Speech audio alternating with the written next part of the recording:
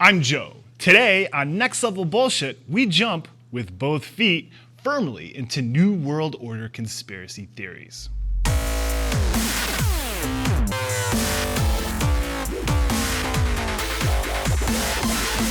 Thanks to one of our viewers, last week we learned that the UK government feels that their overtaxed surveillance state that wants to ban digital encryption and police your thoughts isn't going far enough in thumping a heavy hand on the backs of its citizens. Now they're finding ways to keep you from leaving the country, all adding up to a solid checklist of prerequisites for the conspiracy theorists' long-feared totalitarian New World Order. Now, I've never been a huge fan of this NWO hysteria, but this shit can't be ignored. Follow along and see if you think I'm right. Last week, Sam Leigh from Breaking Truth alerted us to some bullshit happening over the pond. Yeah, so I don't know how many of you have read this article.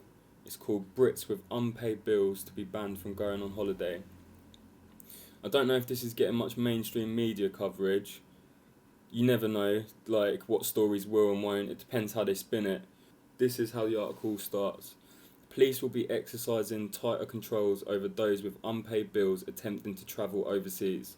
New legislation and tighter border controls are currently being used to identify those with outstanding TV licence fees and council tax bills when they are at the airport. Let's stop here for a second.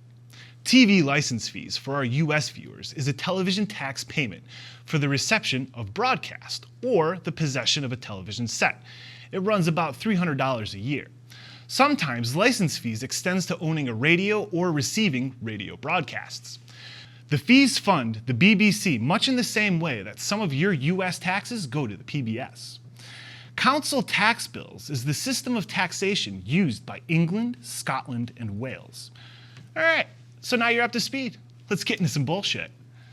In June of 2014, BBC News Scotland published this article, Holidaymakers Face Arrest Over Outstanding Court Fines.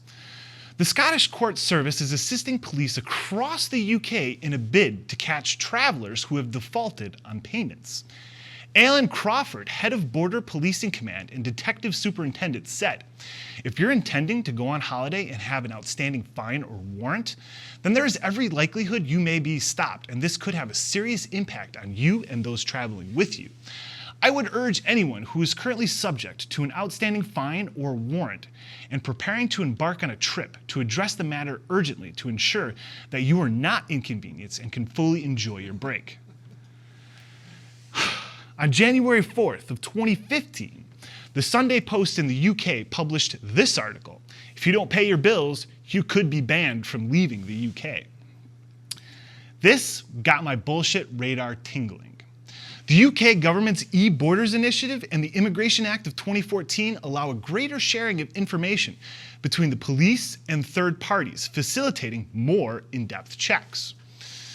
But according to several sources, the e-border program was terminated.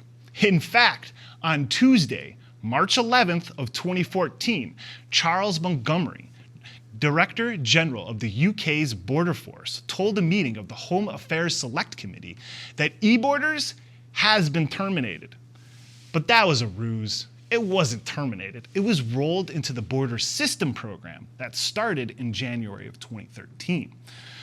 Most of the subsequent articles that touched on the issue also mentioned e-borders, though I can just chalk that up to lazy cut and paste jobs. So even though in name e-borders was terminated, the laws and enforcement still exists. If you refuse to pay your outstanding bills before leaving the country, you could be arrested. And to make matters worse, the wording leaves open the future possibility of this extending to third-party consumer debt like credit cards, mortgages, and auto loans. Andrew Allison, head of the Freedom Association, who's very much against TV licensing fees, weighed in on the issue on Twitter on January 7th, which gave this story a lot more credibility. Now they're mixing in the Data Retention and Investigatory Powers Act, DRIPA for short, which we covered a bit in a past episode.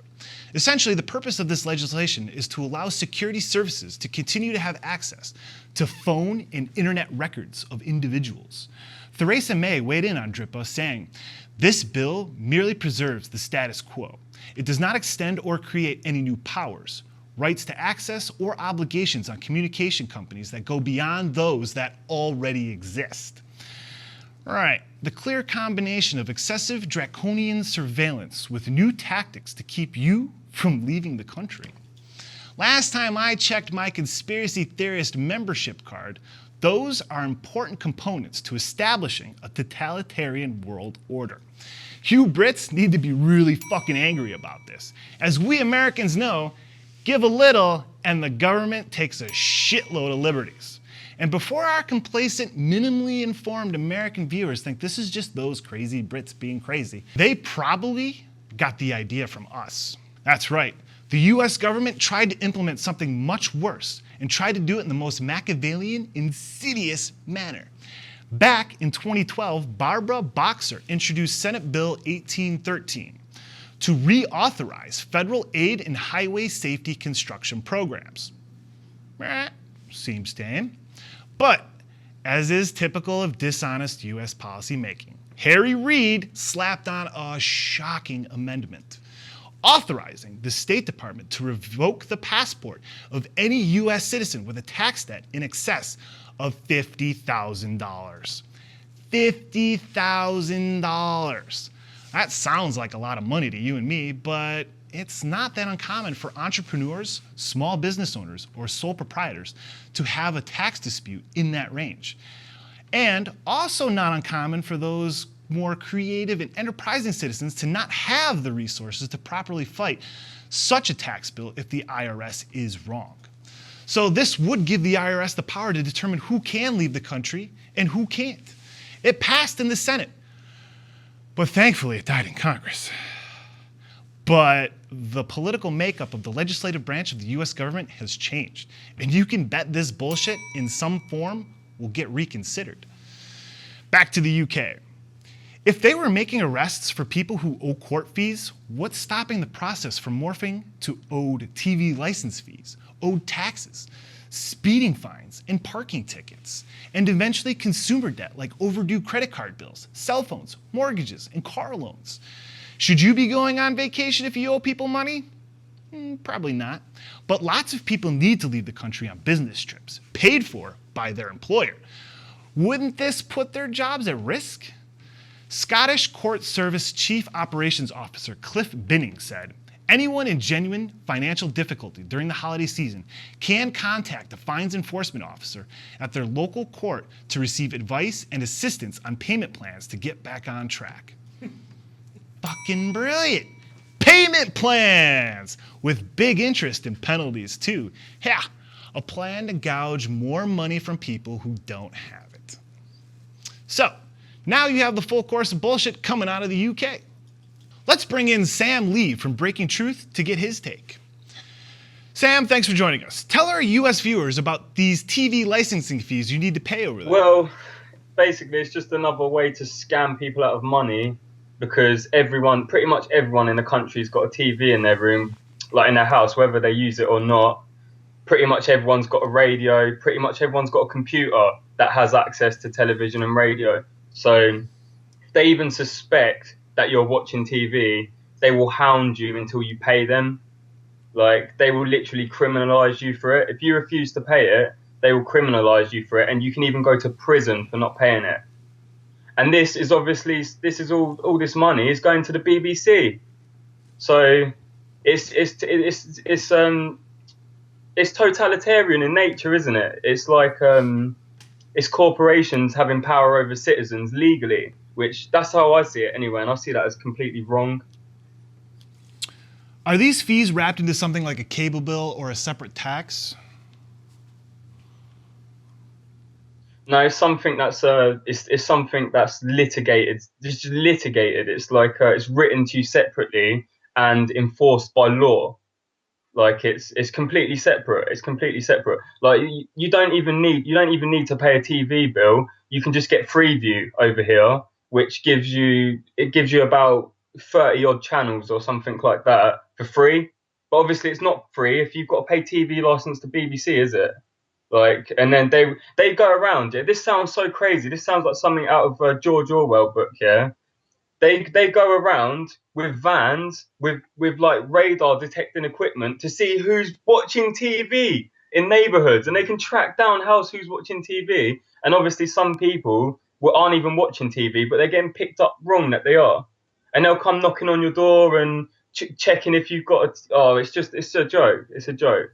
It's almost unbelievable. We're used to it, a lot of people, but obviously to you guys it's unbelievable because it sounds so stupid, doesn't it? It's ridiculous. Are people really get arrested for not paying? Yeah. Like, you can go to jail, you can go to prison, not just be arrested, you can go to prison and serve a sentence for it. People are in prison right now. How would you feel if you was in prison, people around you in there for robbing people and murdering and that, and then they go, why are you in there? I didn't pay my TV license. It's a joke, isn't it? Like, come on, like, it's not a crime. No matter what way you look at it, you're not stealing anything from anyone. They're not losing any money. There's no loss of property or damage or anything. It's not a crime, is it? It's not even a civil crime. It's questionable as a civil crime. So do you think this pilot program in Scotland will catch on and become commonplace over there? Oh, definitely. I mean, like, well, put it this way, the Court of Justice of the European Union ruled that it is illegal for member states to stop citizens from entering other member states of the EU unless there are criminal charges. But this isn't stopping people. As you can see, this isn't stopping people from being hounded and tackled and arrested at the airport. So if we leave the EU, which is looking more and more likely as the day goes by, don't get me wrong, I see the benefits of leaving the EU, also see the bad sides of it. But if we leave the EU, there'll be nothing stopping the UK government from enforcing this sort of law in any way, shape, or form. They could stop you like for anything, like loans of like credit card loans, mobile phone or cell phone loans or whatever, like the cell phone debts, whatever. They could do anything. Like, no one would stop them. Like, and if they're being this bold and brazen about it now, like, you can bet that it's going to get a lot worse. Like, in the future, you can bet that it will. It's quite scary, really, thinking about it. I'm genuinely considering moving country. It's that bad. Like I always thought, I wish I didn't live in America. I'm glad I live in the UK. Now it's the other way around. Like, literally, like, I'm thinking, man, at least in America, I'd have more places to go. Do you know what I mean? I'm trapped on a little island over here. That's what it feels like a prison island. But, you know, what can you do? Well, thanks, Sam. I'm sure we'll be turning to you for more UK bullshit in the future. In the meantime, I encourage you to check out his channel, Breaking Truth. Vans roaming the country, searching for people illegally watching TV.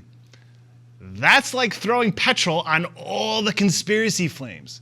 And ever since Snowden dumped his turds on the world, conspiracy theorists in general have been looking pretty fucking on top of this shit. He said the government has granted itself power it is not entitled to, as if giving every conspiracy theorist license to say, I fucking told you so. So this bullshit from the UK and the dirty tricks attempted in the US certainly looks like signs that the speculation on the New World Order is no longer a conspiracy theory.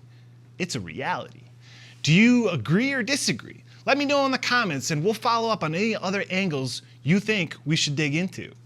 Until then, denying people the right to travel because of disputed taxes is serious, next level bullshit.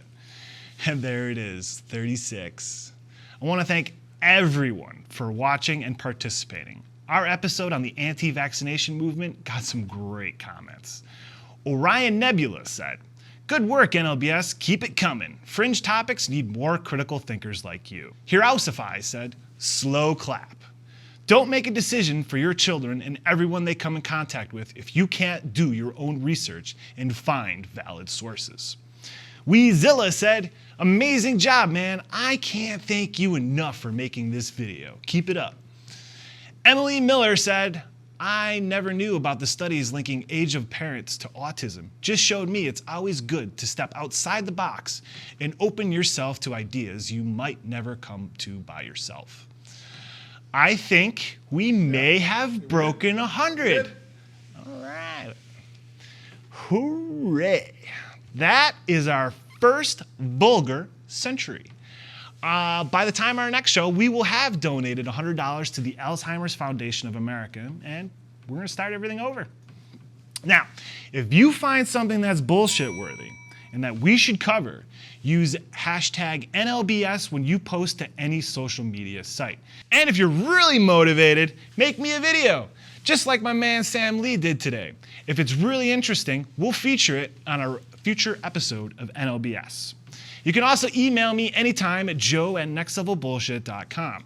And don't forget to go to thenlbs.spreadshirt.com to get shirts and other Next Level swag. We'll see you next time with more Next Level Bullshit. Follow us on Twitter, subscribe on YouTube, and watch all our shows on nextlevelbullshit.com. Until next time, if the TSA gives you shit during screening, causing delays, don't ask for a complaint form unless you want more delays. In jail, yeah, that's what happened to Roger Vanderklok after power bars in his carry-on were mistaken for organic explosives.